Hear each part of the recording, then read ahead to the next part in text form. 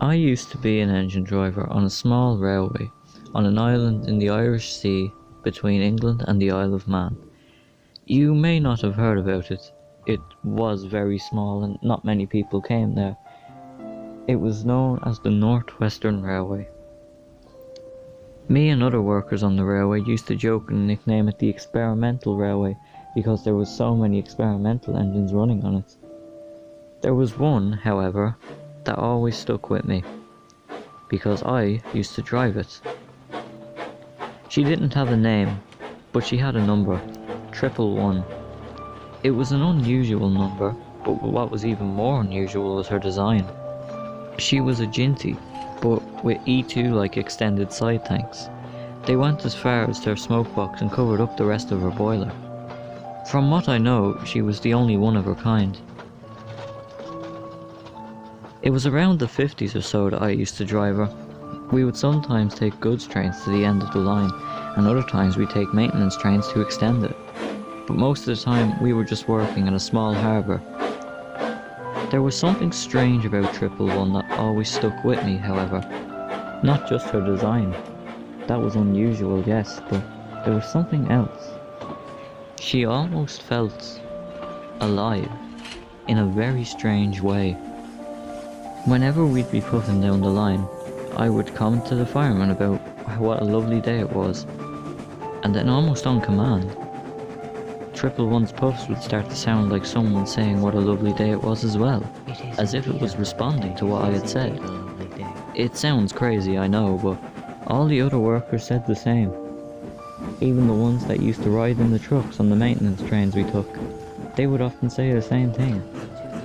However, we never tried to mention it to too many people, as fear we'd be put in an insane asylum. I remember that day well. It was 1959, April 16th. It was a damp and foggy morning. I had just arrived in 111 with a couple of flatbeds. I uncoupled her from them and left her in a siding near the end of the quay. I went to go find the fireman, but that's when I made my mistake. I had left the brake off. Unfortunately, nobody noticed. Even I didn't. But when anyone did, she was going way too fast for someone to catch up with her. The puffing began sounding like talking again. However, it sounded less like casual conversation and more like begging and pleading. I was stunned. I was horrified, knowing that I've driven this engine for so many years, thinking that she seemed so alive, and yet here I was almost responsible for her death. Before anything else could be thought up in my mind, there was a loud splash as 111 broke through the bucket at the end of the quay and plunged into the river. There were no cranes about. There was one on the other end of the line, but by the time we got there it would have been way too late. So we decided to leave her there. Eventually, the manager of the line told us that we just couldn't leave the engine in the water, as it may be a danger to ships coming in. Get that engine out now. The next day, 111 was lifted out of her watery grave. She looked very bet up. There was a creaking sound coming from her wheels, and it almost sounded like an angry voice, telling me that it was my fault. I couldn't bear it anymore. I left the railway the next day. I probably would have had to have left anyway. I probably would have been fired for leaving the brake off.